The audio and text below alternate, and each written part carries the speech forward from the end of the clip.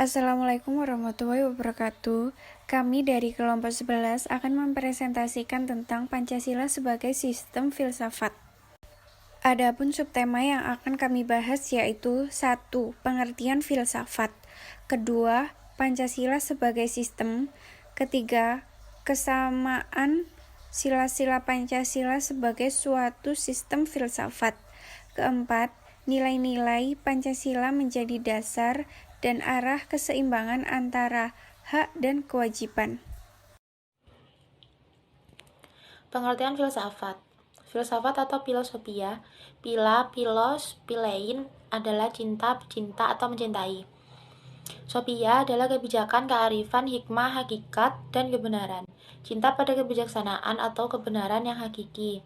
Berpikir sedalam-dalamnya terhadap sesuatu secara metodik, sistematis, menyeluruh, dan universal untuk mencari hakikat sesuatu. Ada 3 hal yang mendorong manusia untuk berfilsafat, yaitu 1. Kebenaran. Rasa heran itu akan mendorong untuk menyelidiki. 2. Kesangsian. Sikap ini sangat berguna untuk menemukan titik pangkal yang kemudian tidak disangsikan lagi.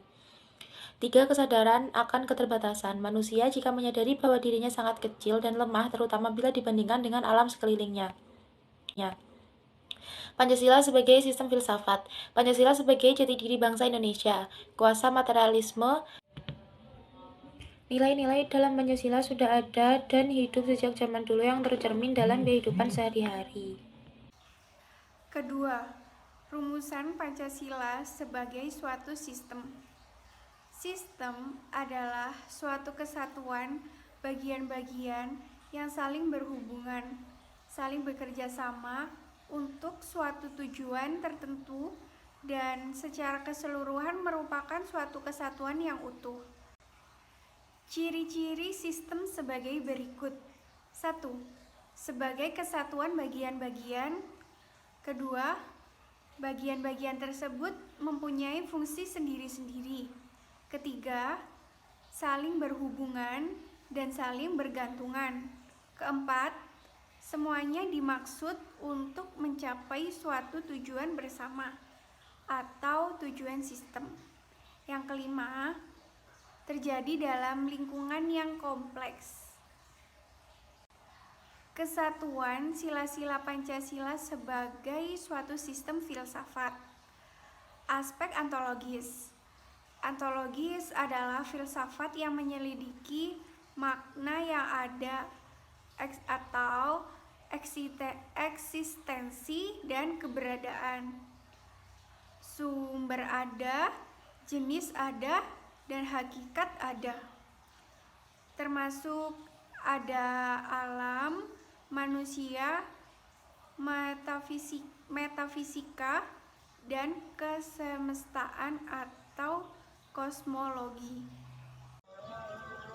Baik, saya akan menjelaskan slide yang selanjutnya.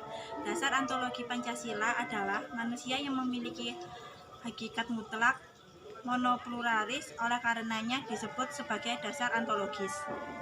Yang kedua, aspek epistemologi.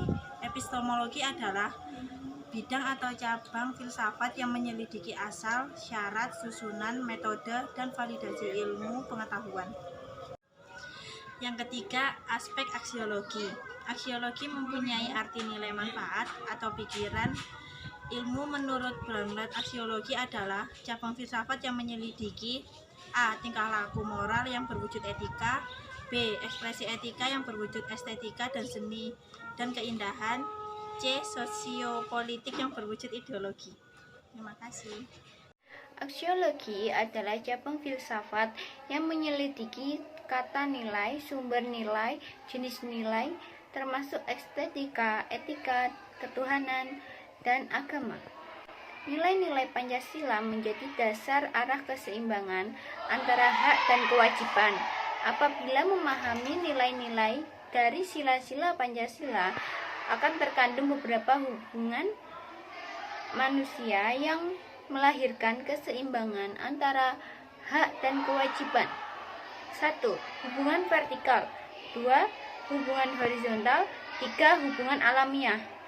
Kesimpulan yang diperoleh dari filsafat Pancasila adalah Pancasila memberikan jawaban yang mendasar dan menyeluruh atas masalah-masalah asasi filsafat tentang negara Indonesia. Sekian presentasi dari kami. Apabila ada yang ditanyakan atau kurang jelas, bisa ditanyakan di kolom komentar. Kami memohon maaf bila ada salah kata maupun sikap.